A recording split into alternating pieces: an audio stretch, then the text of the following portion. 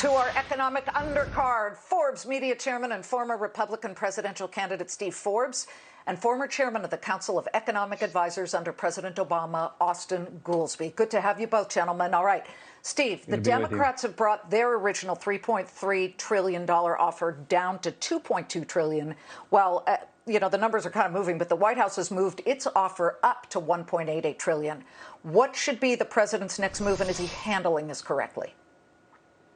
Well, I think what he should do is get to the specifics. One is there's going to be no bailout of states that have mismanaged their finances. But having something like a big paycheck, the round of checks, instead of $1,200, make it $2,000 and the like. And on the payroll tax, suspend that for 6 months so people know they can get more money and employers know they can hire people and save money. Win-win all around. If you have those kind of positive things, that would be a good stimulus package. Austan, all right, so Steve says we do need detail. I think the American people always deserve detail. It's their money. But in my opinion, stimulus is a misnomer. It should be called a life raft right now. The White House moving up, and the Democrats have come down, but will they come down a bit more so we can start getting people out of the water and onto the life raft? And if the Democrats don't, do they risk the accusation that in this political chess game, their side may be pinned with making Americans look like the pawns here? On the last part, I'm just a policy guy. I will say I agree with your terminology that this is not regular stimulus. This is rescue and life raft kind of money until we get control of the virus. If you can get control of the virus, then we can get out of the business of keeping everyone afloat. But until you get control of the virus, we're in the business of supporting people so they don't get evicted and we don't have permanent damage. The details that Steve just told you, those aren't even in the negotiation. They're not talking about payroll tax cuts and details like that. And I think the root of the problem here is that if it were up to Mnuchin and Nancy Pelosi, they would have already had a deal. I mean, they've come down from the original positions and they're very close in the grand scheme of things. The root problem is that the White House does not control Mitch McConnell. And Mitch McConnell has made clear that the Senate is not going to support anything like the terms of the quote unquote agreement that they would reach. And the Democrats in Congress know that. And so they're not inclined to do a bunch of public negotiating against themselves with the White House when the White House can't deliver its own votes. Steve, Mitch McConnell just said in the last 12 hours, same thing. So how do you handle this? And suddenly his members of the Senate, the GOP members, have found, fiscal religion here and conservative moves on money after such unbelievable spending. And I'm talking about pre-COVID. So how does this thing get harnessed and under control? And where does the president need to show some leadership? Well, I think if he's showing leadership now and making it clear that he's willing to do an agreement on a huge package. And the key thing is the details. What the Republicans don't want are disguised bailouts of things like the post office, disguised bailouts of states that have mismanaged their finances. You clean that stuff out and you can get an agreement very quickly.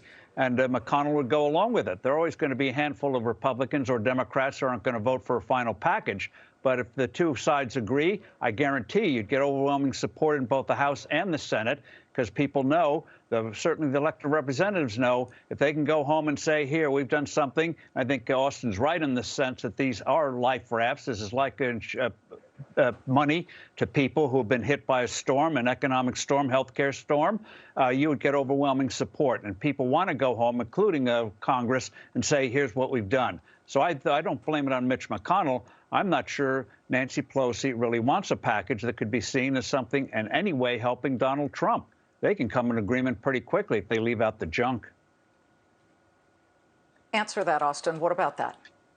Look, Mitch McConnell's making clear he doesn't agree with Steve. If Steve were in the negotiation, he would come to some reasonable compromise. Mitch McConnell is not bound by what is popular with the American people. I think Steve is right. The American people support the life raft. But if you look, for example, at the Trump tax cut that was supported unanimously by the Republicans, it's the most unpopular tax cut in the history of American polling.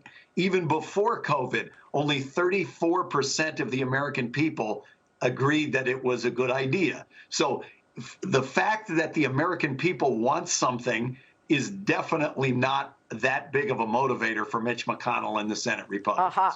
If you ask the American people if they want a $2,000 tax increase by losing the double of the exemption that tax cut gave them in 2018, I think most people would say, let me keep more of what I earn. They don't want to give up that money, and that's why they want another round of individual checks to help get their finances back in order from this disaster. I agree. They do want the checks and that the economy does need the support. I will observe that the Biden plan does not raise anyone's taxes who makes less than $400,000 a year. So the only people complaining that they don't want their taxes to go up are the very people who have done quite well, not only in the last several years or decades, but have done well through this COVID crisis. And it's ordinary working people who are the ones who have been suffering. And that's why I hope that they're able to reach some kind of agreement. Okay. But we got to get over the McConnell hump. I don't see how you get past that. Here's what we have to get over: the spending hump. President Trump has spent quite a bit of money expecting that his tax cuts would pay for themselves. Big tax cut for corporations. That has not yet come to pass, Steve. To Austin, though, we just showed the Biden plan. There's a deficit. Yes, you are implementing tax hikes on the so-called wealthy, although some would argue 400,000 is not wealthy depending on certain areas. But the spending is still outpacing the tax numbers that would come in. How do we then make the case that somehow Biden is going to bring down the deficit? Well, I would say two things about that. I think you're conflating two different types of spending. One are emergency spending measures that are about the here and now and dealing with the ramifications of COVID. He has said, and almost all experts agree with, that should not be financed by current taxation. That should be deficit finance. For his longer run programs, it's not true. His longer run programs, he pays for by taxes that are not popular with Steve or with Mitch McConnell, but they are higher taxes on high-income people, which is overwhelmingly supported by the American people in the polling. Okay. So does Joe Biden want to continue the part of the Trump tax cut that doubled the exemptions for families? Why doesn't he come out and say that part of the Trump tax plan we will keep? Why doesn't he just say it explicitly? He has. It's on his webpage. He dodged it in the debate, and so did Kamala Harris. Not true. It's right on the fact sheet that they will repeal the Trump tax cuts for people earning more than $400,000 a year for large corporations. And when you take capital out of the economy, you're going to get a weak economy. We've tried that before, and it does not work. So hold on, people. All right, so I tried to be fair and balanced. We started with Steve. We kind of ended with Austin. Good, vibrant discussion, gentlemen. We really appreciate it. We'll bring you both back because our economic undercard has been really popular with viewers.